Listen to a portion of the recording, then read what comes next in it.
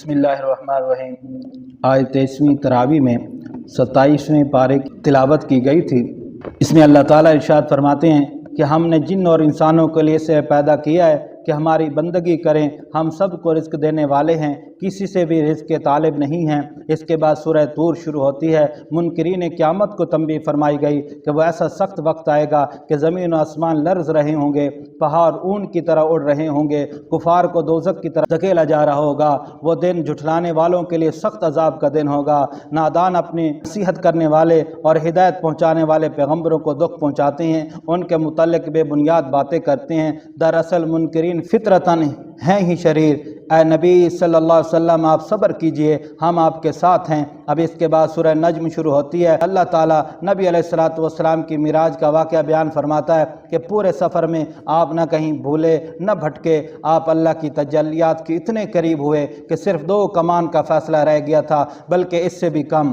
تب اللہ تعالیٰ نے اپنے بندے کو وحی پہنچائی جو وحی پہنچانی تھی۔ اللہ کی قدرت کی نشانیاں اس یقین کامل کے ساتھ مشاہدہ فرمائیں کہ آپ کی چشم مبارک نہ جھپکی نہ ادھر ادھر بھٹکی۔ اللہ تعالیٰ ارشاد فرماتے ہیں، اے لوگو، تم سفر معراج کی صداقت پر اپنے پیغمبر سے جھگڑتے ہو۔ یاد رکھو کہ تمہارا پیغمبر تم تک وہی باتیں پہنچاتا ہے جو کہ ہم نے ان کو وحی کی ہیں۔ وہ اپنے نفس کی خواہش سے کوئی بات اپنے منہ سے نہیں نکالتے۔ دل سے باتیں کرنا کافروں کی شرارت ہے۔ ہمارا پیغمبر وہم و گمان پر نہیں چلتا۔ اس کے بعد سورہ قمر شروع ہوتی ہے، جس میں شق قمر کا ذکر فرمایا گیا اور اس واقعے کو کفار کی شکست کی نشانی بتلائی گئی۔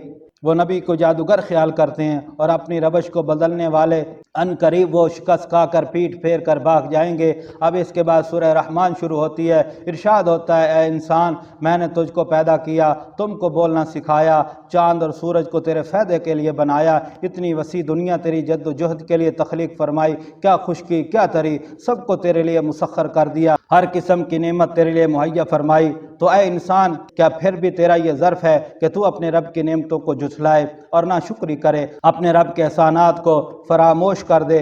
یقیناً ایسے لوگوں کے لیے سخت خرابی ہے، جہنم کی آگ اور کھولتا ہوا گرم پانی ہے۔ اب اس کے بعد سورہ واقعہ شروع ہوتی ہے۔ ارشاد ہوا کہ قیامت برپا ہونے میں کوئی شک نہیں، اس روز نیک لوگوں کے اعمال ان کے سیدھے ہاتھ میں دیے جائیں گے، گناہ گاروں کے اعمال نامے ان کے بائیں ہاتھ میں دیے جائیں گے۔ بدعمالیوں کی غذا تھوہر کا زہریلا درخت اور کھولتا ہوا گرم پانی ہوگا۔ جھٹلانے والے یاد رکھیں کہ قرآن اللہ کی بڑی نعمت ہے، اس کا مقام بلند و بالا ہے، وہ لوح محفوظ میں درج ہے۔ اب اس کے بعد سورہ حدید شروع ہوتی ہے۔ اللہ تعالیٰ ارشاد فرماتے ہیں، کائنات عالم میں جتنی بھی مخلوق ہے وہ اللہ کی تسبیح کرتی ہے، اللہ غالب و دانا ہے۔ اے مسلمانوں، خرچ کرنے میں بخل نہ کرو، اللہ کی راہ میں دینا، کوئی اللہ کو قرض دینا ہے جو تم کو 10 گنا لوٹاتا ہے۔